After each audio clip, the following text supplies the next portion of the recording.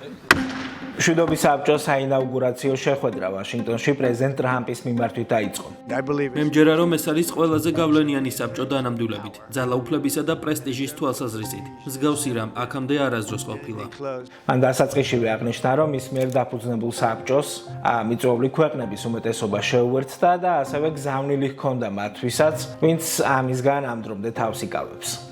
შეთავაზებას თითქმის ყველა დათანხმდა, ვინც ჯერ არ დათანხმებულა ამას მომავალში გააკეთებს.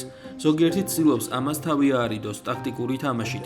ეს არ იმუშავებს, ჩემთან ასე ვერ ითამაშებთ. არის რამდენიმე, ვინც ნამდვილად არ გვჭირდება, რადგან პრობლემურები არიან. მათ მივხედავთ. პირველ სხდომას 50-მდე ქვეყნის ოფიციალური პირი ესწრებოდა და აქედან 27 საბჭოს წევრია. ღონისძიებაზე დამსწრე წევრთა შორის იყვნენ სომხეთი, აზერბაიჯანი, ყაზახეთი, უზბეკეთი, თურქეთი, უნგრეთი და სხვები. სხდომაზე წარმოდგენილი არ იყო რუსეთი, მიუხედავად იმისა, რომ მოსკოვისგან არაერთხელ მოვისმინეთ, რომ ის მზად არის დონალდ ტრამპის მიერ დაფუძნებულ საბჭოს შეუერთდეს. ამ ფონზე პრეზიდენტმა ტრამპმა შეერთებული შტატებისა და ევროპის ურთიერთობებზე ისაუბრა. დღეს ამ ღონისძიებას ევროპიდან ბევრი ჩვენი მეგობარი ესწრება და ჩვენ დიდი სურვილი გვაქვს, რომ ისინი სრული წევრები გახდნენ. მათ ყველას სურს საბჭოს წევრობა. ევროპიდან ძალიან კარგი გამოხმაურება მივიღეთ. ჩვენ ევროპასთან ძალიან კარგი ურთიერთობა გვაქვს. ნატოს ხელმძღვანელი შესანიშნავი ადამიანია და ის დიდ საქმეს აკეთებს.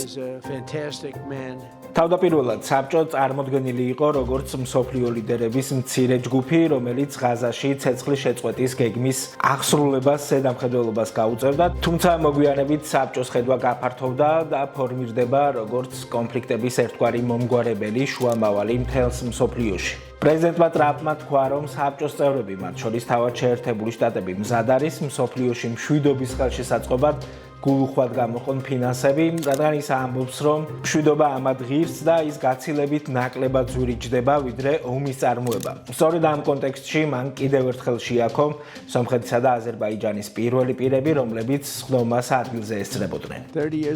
ბრძოლის 30 წელი და ჩვენ ეს დავასრულეთ. მინდა მადლობა გითხრათ ამისთვის თქვენ და თქვენს ახალ მეგობარს.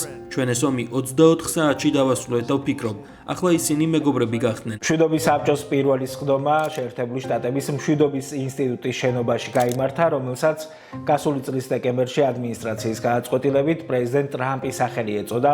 თავად პრეზიდენტმა თქვა, რომ ეს სახელმწიფო მდივან მარკო რუბიოს იდეა იყო.